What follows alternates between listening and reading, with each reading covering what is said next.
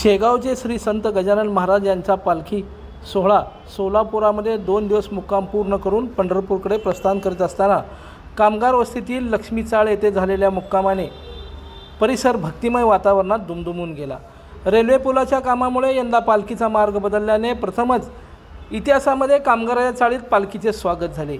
यावेळी बिटूचा प्रश्नही मार्गी लागल्याने हा दुहेरी आनंद आणि दैवयोगाचा क्षण असल्याची भावना माजी उपमहापौर तथा भाजप नेते दिलीप कोल्हे यांनी व्यक्त केली।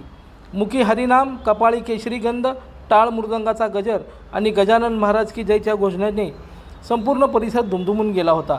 7 रस्ता, जुना एम्प्लॉयमेंट चौक, पार्क चौक, रामलाल चौक, भैया चौक, रेल्वे स्टेशन, मोदी रेल्वे बोगदा आणि रामवाडी मार्गे पालखी विष्णू चाळीत दाखल झाली।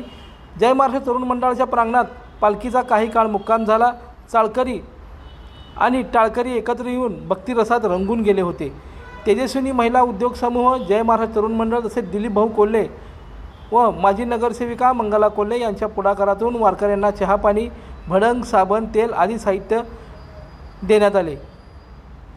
या प्रसंगी ज्येष्ठ पत्रकार हेमंत चौधरी यांच्या वतीने खमंग भडंग वाटप करण्यात आलं। यावेळी पालखीचे विधिवत पूजन करण्यात आलं। या प्रसंगी मोठ्या संख्येने भाविक उपस्थित होते।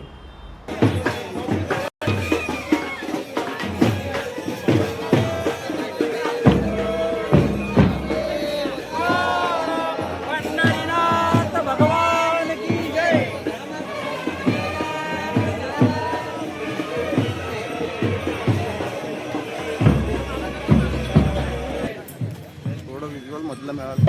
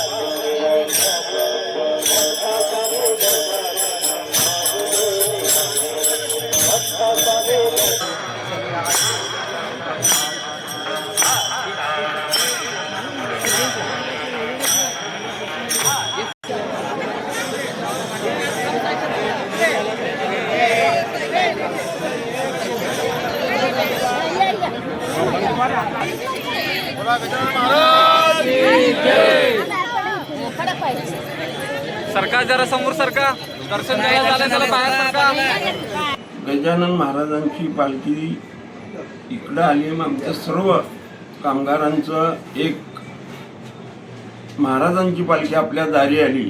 त्याच्या मागचा उद्देश एकच आमचा होता की अनेक वर्ष आम्ही या घराची प्रतीक्षा करत होतो। 18 वर्षाचा कालावधी लुटला, परंतु हे 3 मुख्यमंत्री झाले तरी होऊ शकले नाही।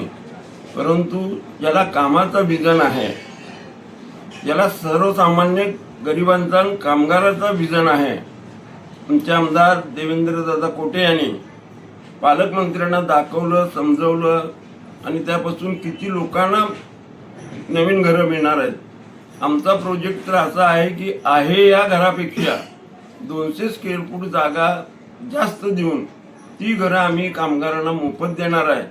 पुढच्या कामाला आम्हाला गती मिळो आणि महाराजांच्या आशीर्वादाने पुढच्या वर्षी ज्यावेळेला पालखी या ठिकाणी येईल त्यावेळेला निश्चित आमचे कामगार हे स्वतःच्या घरात राहतील हे आम्ही मागणं चांगलं टाकले। महाराजांचा आशीर्वाद 18 वर्ष झाला मी लढा देतोय, म्हणून महाराजांना आणल्यानंतर महाराजांनी एवढं पदरात टाकलेलं आहे पुढील बांधकामाचं आणि पुढच्या वर्षी पालखी येईल त्यावेळेला आम्ही नवीन घरात आमचे कामगार राहतील आणि राहणार आणि महाराजांचा आशीर्वाद घेतल्यामुळं पुढील कामाला पुढची आम्हाला अडचण येणार नाही एवढंच मागणं आम्ही मागितलं। आम्ही पालखीचं नियोजन जवळजवळ 1.5 वर्षात सगळे स्वच्छता, टापटीप आणि पालखीतल्या वारकऱ्यांना आम्ही साबण, तेलाची बाटली, बिस्किट पुडा आणि हेमंत चौधरीनं भडंग आणले होते, ती भडंग या सर्व सुविधा वारकऱ्यांना जे लागते त्याचप्रमाणे महानगरपालिकेची डॉक्टर त्यांचा सगळा स्टॉप वारकऱ्यांना सर्दी ताप काय झाला काय असे नसेल त्याचीही व्यवस्था या ठिकाणी केली होती. त्यामुळं ही पालखी आणि त्याचं नियोजन व्यवस्थित झालं असं मला वाटतं. लाईक करा, कमेंट करा आणि हो सबस्क्राईब करायला विसरू नका.